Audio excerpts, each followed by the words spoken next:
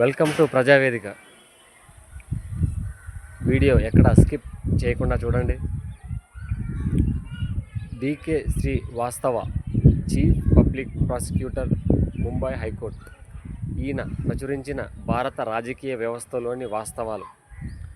ఒక వ్యక్తి 2 స్థానాల్లో పోటీ చేయవచ్చు. అదే వ్యక్తి 2 చోట్ల ఓటు వేయలేరు. ఒక వ్యక్తి జైల్లో ఉంటే ఓటు వేయలేరు. అదే వ్యక్తి జైల్లో ఉండి కూడా ఎన్నికల్లో పోటీ చేయవచ్చు. ఒక వ్యక్తి జైలుకు వెళ్ళినట్లయితే ఏదైనా ఆ వ్యక్తిపై కేసు నమోదైనట్లయితే ఆ వ్యక్తికి జీవితకాలము ప్రభుత్వ ఉద్యోగం రాదు.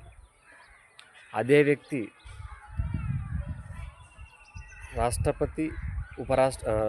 రాష్ట్రపతి, ప్రధానమంత్రి అవ్వచ్చు. ఒక వ్యక్తి ఉన్నతమైన ఉద్యోగం పొందడానికి డిగ్రీ గ్రాడ్యుయేట్ అయి ఉండాలి. మరి చదువులేని నిరక్షరాస్యుడు ఆర్థిక శాఖ మంత్రి, విద్యాశాఖ మంత్రి అవ్వవచ్చు.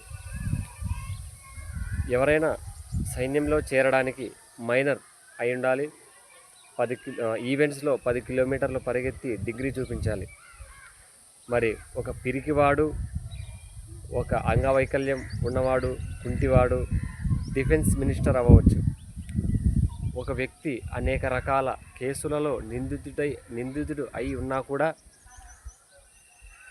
ఆ వ్యక్తి న్యాయశాఖ మంత్రి అవ్వవచ్చు. ఒక ప్రభుత్వ ఉద్యోగి 35 సంవత్సరాలు సంతృప్తికరమైన సేవలు అందించినప్పటికీ ఆ ఉద్యోగికి పెన్షన్ ఉండదు. మరి రాజకీయంలో 5 సంవత్సరాలు కూడా పూర్తి చేయని ఒక రాజకీయ పదవి పోషించని వ్యక్తికి పెన్షన్. ఒక వ్యక్తి ఎన్ని రాజకీయ పదవులు పోషిస్తే అన్ని పెన్షన్లు. ఈ వ్యవస్థ మారాలన్నా, రాజ్యాంగంలో రాజకీయ సిద్ధాంతంలో మార్పులు రావాలన్నా, అమెండ్మెంట్స్ సవరణలు తీసుకురావాలన్నా ప్రజలే పాత్రదారులు. ప్రజల ఐక్యతే మహాబలం. దయచేసి మరిన్ని కంటెంట్ ఉన్న వీడియోల కోసం ప్రజావేదిక ఛానల్ని ఫాలో చేయండి. వీడియోని షేర్ చేయండి.